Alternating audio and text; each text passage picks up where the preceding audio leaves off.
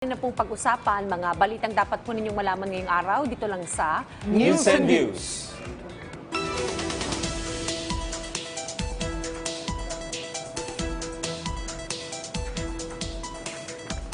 Good news po sa ating mga kawani ng gobyerno. Mula po sa pna.gov't, Duterte certifies as urgent bill raising government workers' salary. Sinertipikahan po bilang urgent ang ni Pangulong Duterte ang panukalang batas na mag-iimplementa sa ikalimang round ng pagtataas ng sweldo para sa mga government workers.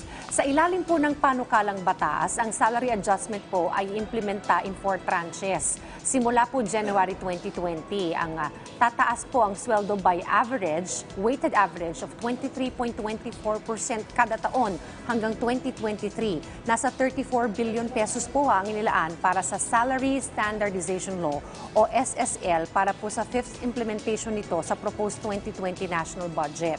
Nasa higit 1.4 million na mga government employees po, kabilang na mga public teachers and nurses ang makikinabang sa panukalang batas. Ito yung hakbang na pamahalaan natin para mas maging competitive ang ating pagtrabaho sa pamahalaan. Kasi kung i-compare natin sa private sector, talagang mataas talaga yung sweldo ng private sector. Kaya ito yung paraan ng government para mas maging enticing na magtrabaho sa pamahalaan. Number one, kasi nag-a-adjust to sa market rates. Of course, dun sa inflation, etc. So, para mas makasabay yung mga kababayan natin. Imagine, we have almost 2 million employees sa pamahalaan. So, dapat lahat itong workforce ng government natin makasabay sila dito sa nagbabago-bagong presyo. Number two, performance-based. Ibig sabihin, mas hinihikayat yung mga kababayan natin sa pamahalaan na mas galingan pa yung kalidad ng kanilang pagtatrabaho. And in a way din, ito yung measure na to parang anti-corruption measure din to. Kasi kung compare mo sa Singapore, itong ginawa ng Singapore, no, tinapat nila ang sweldo ng public sector sa private sector. So this is in a way para ma-build yung mindset ng mga kababayan natin na sana wag na kayo gumawa ng medyo maling paraan sa corruption. Kasi malaki na yung sweldo ninyo eh. Kasi kung mapapansin nyo, from sa salary grade 33, the highest one, halos aabot na sa 400K ang sweldo. So, ganito nakataas yung quality na binibigay ng compensation sa government. Pero in line with what you said, ang ganda nung idea behind it. Pero nag-wonder ako about one thing. Kasi like sa salary grade 1, yes, you only get 500 pesos a year increase. So parang naisip ko lang, baka sana mas maganda sana, may reverse. Yung alam mo ba yung kunyari, the less money you have, the less salary you get, sana mas mataas sana ang binigay nila na increase. Kasi yun ang mas kailangan ng increase. Although, teachers yan, mga yun na nga, salary grade 1. Hindi naman tayo pwede magreklamo, bibigyan na nga tayo, magrereklamo pa tayo. Pero sana i-enhance pa nila ng mas maigi para yung mas mababa, mas mataas ang makuha nilang increase. Meanwhile, yung matataas ang sweldo, average na lang makuha dahil mataas ang sweldo nila. Sana your dad could say something about it. Sige, That's a good proposal. This is gonna be sensitive especially to the people or to the taxpayers. Kasi una sa lahat, tataas ang sahod ng mga nagtatrabaho sa pamahalaan, kailangan yung serbisyo na ibibigay sa publiko, dapat talagang accessible. Pangalawa, yung lagi nakasmile dapat, di ba, as much as possible. Yung mga bagay na sa simpleng paraan, na ibabalik natin yung paraan na kung paano yung pagbayad mismo nila ng tax. Pangalawa, ang nakikita ko dito, sana mabigyan pansin din yung usapin ng status ng employment ng isang government employee. For example, those sa sektor ng job order, ng contract of service sa contractual, kailangan siguro ma-assess din yung regularization ng mga employees. Tingnan natin kasi naging urgent naman na ito. So most probably, arangkada na ito both sa upper and lower chambers. Samantala, mula pa rin po sa pna.gov.ph, VP questioned for taking so long to release drug war report. Kino-question po ng Malacanang bakit tila ang tagal na ilabas ni Vice President Robredo ang ulat nito ukol sa drug war ng pamahalaan. Ito po ay matapos na ipagpaliban ng pangalawang Pangulo ang kanya pong pagbibigay ng ulat sa kanyang mga findings sa war on drugs ng administrasyon dahil pinagpaliban niya po ito para makiisa raw sa mga naging biktima po ng magnitude 6.9 na lindol na yumanig po sa Davao del Sur noong linggo. Ayon po kay Presidential Spokesperson Salvador Panelo, hindi na kailangang ipagpaliban pa ni Robredo ang pagpapalabas ng kanyang ulat kung ginawa niya ito noong nakaupo pa siya bilang co-chair ng ICAD o Interagency Committee on Anti-Illegal Drugs. Ani Panelo, and I quote, kung mayroon siyang ilalabas na masama o irregularidad, she should have done it from the very time of the discovery. Apparently, wala naman eh. Kung babalikan natin, hindi tumagal na 1 month itong stint ni Vice President Leni Robredo as ICAD co-chair. Pero ang issue niya kasi, this is the second time na minove niya. The first issue was the timing during SEA Games. And the second one is the timing again because of the earthquake in Mindanao. And talagang inaabangan itong, kasi inassert na rin naman na meron daw silang nasile. Pero siguro, let's see, no? Maybe a week after this one, na pag nagre-recover ng ang Davao, sana mailabas na rin. Kasi makakatulong din to sa way forward ng ICAD. Medyo napuntirya nga si VP Leni kahapon, no? Sinabi para nagpatawag ng media para sabihin na hindi niya ilalabas. Pero I think she only did that because sensitive siya over the fact na meron nangyaring It kalamidad makes sa sense, Mindanao. Pero, Ano yun? Parang there's no way para i-cancel na yung naging media press con at sabihin na lang in a statement?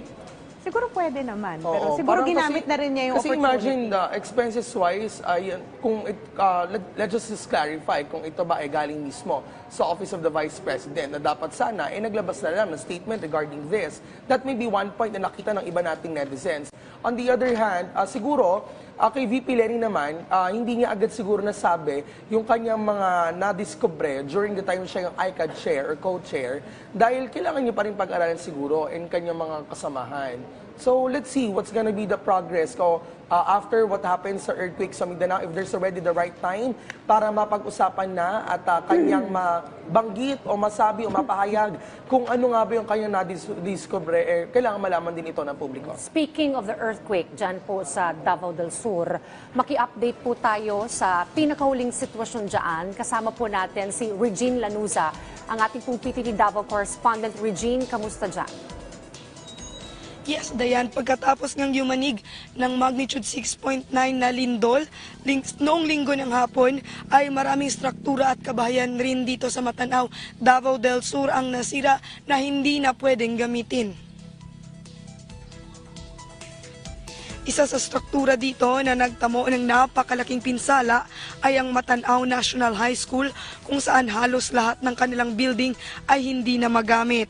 Kinordon na ng lokal na pamahalaan ng Matanao, Davao del Sur ang paligid ng nasabing paaralan dahil sa delikado na itong pasukan at lapitan. Sa lakas ng pagyanig, sa labas pa lang nito makikita na butas-butas na ang mga building. Pati ang mga pader ay natumba na rin kaya delikado na ring dumaan dito. Isa sa mga barangay hall din dito ang hindi na magamit dahil sa laki ng sira. Makikita na sa harapan pa lang nito ay sira na at hindi na mapasukan kaya naman kinordon na rin ito.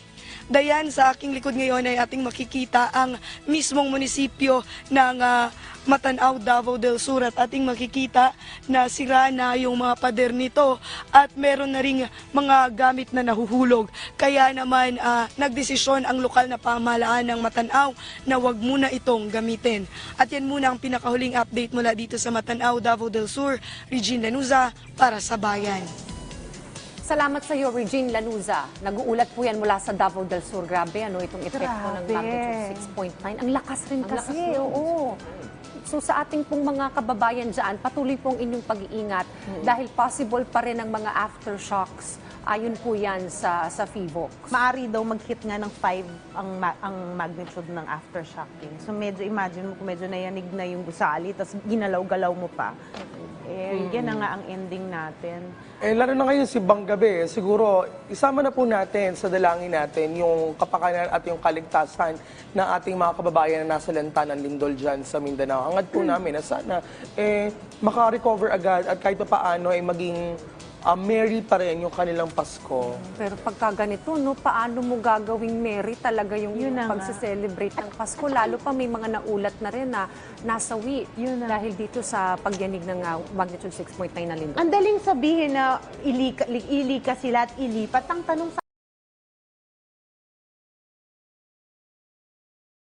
saan natin ilalagay ngayon? Dapat ilabas yan sa Mindanao. Hindi na pwedeng nandito. Which is impossible. in a Which is way. impossible. We've been talking about it, reiterating it since yesterday, yung structural integrity ng mga buildings. Kasi ito talaga yung dapat tingnan ng mga local government units ng ating otoridad para kapag yung manig ay hindi naman po ganyan ang epekto sa ating pong mga establishmento. Sabi nga nila, earthquakes do not kill people, but the weak construction of these establishments yung talagang magdudulot ng pagkasawi ng ilan nating mga kababayan. Well, ingat po kayo.